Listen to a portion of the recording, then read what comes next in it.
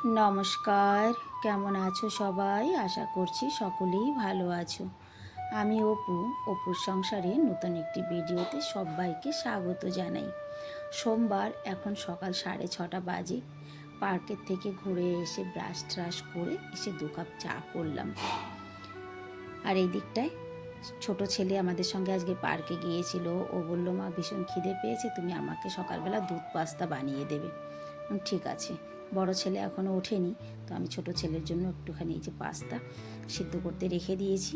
আর আমরা আগে চা খেয়ে নিই, তারপরে ব্রেকফাস্টের তৈয়ারি। দুধটা গরম দিয়ে দিয়েছি। চা খেয়ে করলা আর আলু এটা ভাজা করছি। করলা আলু ভাজা দিয়ে ওর বাপি রুটি খেয়ে নিতে পারে, আর আমি রুটি খাবো না। একটুখানি পান্তা ভাত আছে, দিদি কাজে আসবে যখন দিদিকে দেব। তো আমি যখন খাবোই না, সেই কারণে কিন্তু করলা আলুটাই ভাজা করছি। এটা দুপুরেও কাজে আসবে, আর এখন ওনার টিফিনেও আমি দিয়ে দেব।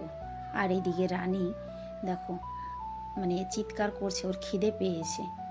সত্যি কথা জানো তো, পাখিটাকে কালকে নিয়ে এসেছি ভালোর জন্যই হয়তো, কিন্তু খুব মন খারাপ হয়েছে আমার রাতে যে আমি বোধহয় কাজটা ভালো করিনি। তার কারণ ওর মার জন্য নিশ্চয়ই ওর মন খারাপ হচ্ছে, বা ওর মায়েরও কিন্তু ওর জন্য মন খারাপ হচ্ছে। পাখিটা কিন্তু আমি পার্কে পেয়েছিলাম, মানে গাছের থেকে বাসার থেকে নিচে পড়ে গেছে, উড়তে পারে না। আর ওর মা তো ওকে গাছে তুলতেও পারবে না, হয়তো এর সঙ্গে যেটা ছিল তাকে কুকুরে খেয়ে গেছে। ওই পার্কে প্রচুর কুকুর ছিল। আমি ওখানে বসে কিন্তু অনেকক্ষণ চিন্তা ভাবনা করে অনেককে ফোন করেছি, তারপরে কিন্তু ওকে আমি নিয়ে এসেছি বাড়িতে। তবে বাড়িতে নিয়ে এসে যে আমি খুব একটা শান্তি পাচ্ছি তা না, মনের মধ্যে ভীষণ একটা দ্বন্দ্ব বেঁধে রয়েছে। কারণ আমিও তো একজন মা, সেই হিসেবে যে ওর মায়েরও হয়তো কষ্ট হচ্ছে, বা একটা ছোট বাচ্চা মাকে ছাড়া কি করব বুঝতে পারছি না। তারপরে আমার বর আমাকে বলল, এক কাজ করো, তুমি ওকে না যেখান থেকে এনেছো সেখানে নিয়ে যেও, ছেড়ে এসো ওর মার কাছে। এবার সত্যি কথা, আমি দোটানায় পড়ে রয়েছি। আমি কি করব, ওকে ছেড়ে আসবো না বাড়িতে রাখবো? বাড়িতে এসেই ওর নাম রেখেছিলাম পিঙ্কু। যাই হোক, ওকে বিস্কুট গুলে কিন্তু এইভাবে খাইয়ে দিচ্ছি। কালকেও আমি ওকে বিস্কুট খাইয়েছি। এইদিকে দেখো করলা ভাজা কিন্তু হয়ে গেছে। আর এখানে এই সবজিটা আজকে কেমন হবে আমি জানি না, কিন্তু কাঁচা কলা কাঁচা পেঁপে কিনে আনতে বলেছিলাম। তবে কাঁচা কলা কাঁচা পেঁপে আনার পর থেকে ঘরে এত সবজি যে এই দুটোকে খাওয়াই হয়নি। আজ যখন বের করলাম তখন দেখলাম যে দুটোই প্রায় পাকার মতো একেবারে, মানে একটু লাল লাল হয়ে গেছে। তো আমি এই দিকটা ছেলেদের, মানে ছোট ছেলের জন্য পাস্তাটা বানাচ্ছিলাম, আর ও বাপি কিন্তু সবজিটা বসিয়েছে, মানে ভাজিটা তুলে সবজিটা উনিই কিন্তু বসিয়ে দিয়েছে। আর এদিকে দেখো পাস্তা হয়ে গেছে, ছোট ছেলেকে দিয়ে দিই। আর বড় ছেলে এখনো ওঠেনি, ওর জন্য থাক। এবার তোমরাই একটু আমার ভিডিওতে কমেন্ট করে জানিও যে পাখিটাকে আমি কি ছেড়ে আসবো না কি করব। এদিকে ওর বাপি রেডি হয়ে চলে আসছে, ওনার টিফিন দিয়েছি, উনি বেরিয়ে পড়েছে। আর দিদিও কিন্তু কাজে এসেছে, আরও আধা ঘন্টা আগেই এসেছে দিদি। আগে উপরের কাজ করে এসে, কথার মানে কিছু জামা কাপড় ধোয়ার থাকলে সেগুলো ধুয়ে উপর থেকে ঝাড়ু পোছা করে তারপরে দিদি নিচে আসে। আর এদিকে পিঙ্কু গতকাল থেকে, যখন থেকে আমি রানীকে নিয়ে এসেছি, পিঙ্কু কিন্তু ভীষণ একটা টেনশনের মধ্যে রয়েছে বা রেগে আছে, জানি না কেন। ও খুব ডাকাডাকি করছে, আর একদম ঘুরে ঘুরে ঘুরে ঘুরে শুধু আমাকে দেখছে আর ওকে দেখছে, মানে ওর রাগ হচ্ছে। সেই ভিডিওটা আমি তোমাদের সঙ্গে শেয়ার করতে পারলাম না, যখন আমি ওকে নিয়ে ঘরে ঢুকেছিলাম। সেই মুহূর্তে পিঙ্কুর যে একটা মানে রাগ, একটা আক্রোশ সত্যিই বোঝা যাচ্ছিল। আর এই দিকটা দেখো আমি রান্না করছি, রান্না করতে করতে এই যে ঘরের মধ্যে ঢুকে চলে আসে, জানো তো। দু একদিন এরকম হয়েছে আমার সঙ্গে যে আমি পিছন তাকাতে মানে দেরি করেছি, তো ঘরের মধ্যে ঢুকে এসেছে। যাই হোক, রুটিটা তো আমি করেই ফেলেছিলাম। এর সঙ্গে আছে বাচ্চা। এ কেমন মা গো, দেখো বাচ্চাটাকে খেতে দিচ্ছে না, বাচ্চার মুখের থেকে মানে ও খেয়ে নিচ্ছে। যা, এবার চলে যা, খাবার হয়ে গেছে। ও তো ছোট বাচ্চা, ও ধীরে ধীরে খায়, কিন্তু ওর মার কারণে ও খেতে পারছে না। যা যা বাবা, খেয়েছিস, এবার যা, তা না হলে আবার দরজায় হেগে দেবে। তোমরা হয়তো ভাবছো খাবার খাইয়ে তাড়িয়ে দিচ্ছ। হ্যাঁ গো, খাবার খাইয়ে তাড়িয়ে দিতে হয়, কারণ ঘরের দরজায় পায়খানা করলে আবার সেই গোবরগুলো থেকে যায় মাছি, সেই কারণে। আর এই দিকটায় আমার কিন্তু রান্নাবান্না কমপ্লিট হয়ে গেছে, আর দিদি এখন নিচের কাজ করবে, বাসন কোসন ধোয়া, ঝাড়ু পোছা যাই আছে, আর আমি যাব স্নানে।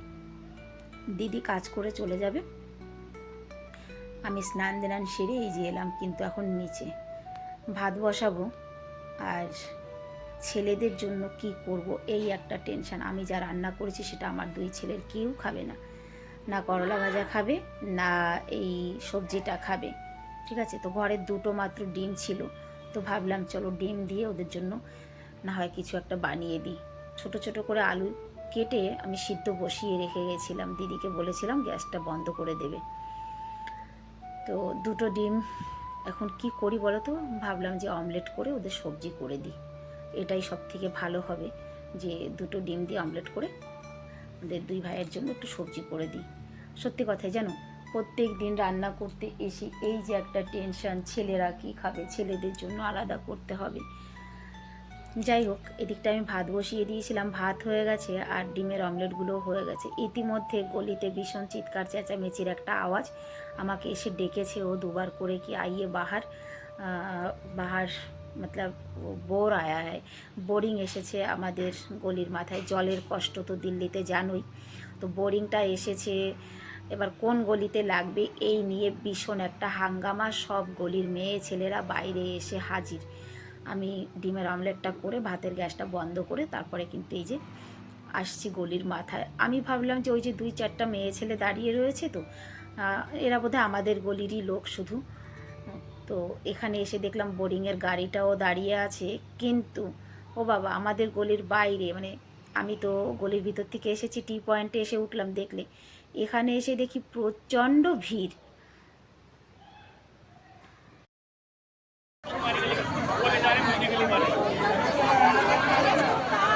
बाप रे बाप, हाथापाई भी होने लगी। बताओ ये कोई बात है? मिलेगा, सबको मिलेगा, थोड़ा बहुत ज़्यादा कम। मारपीट पे उतर आए हैं लोग।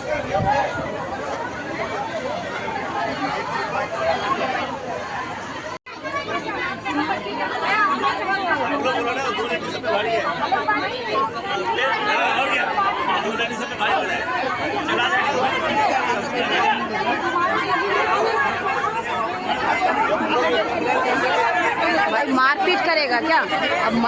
है इसके पीछे, बताओ, गलत बात है ना ये? जहाँ के लिए आया वहाँ लगने दो।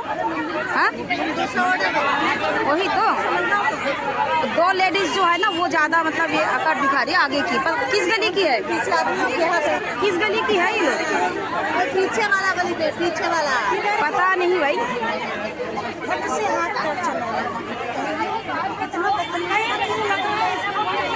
इतनी लड़ाई झगड़ा, इतनी झंझट के बाद वहीं पे लग रही है बोर जहाँ के लिए आई थी। बेमतलब की इतनी सारी झंझट, इतनी गाली गलौज, मारपीट, कितना कुछ हो गया। देखो फाइनली यहीं पे ही लग रही है बोर।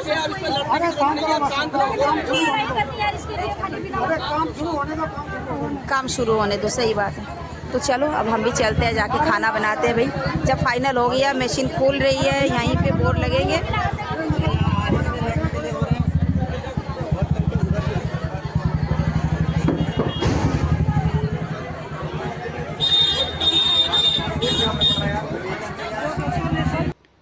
যাই হোক, পঞ্চায়েতই সেরে ঘরে আসতে আসতে 12টা বেজে গেছে। এবার আমি ছেলেদের জন্য সবজিটা রান্না করি।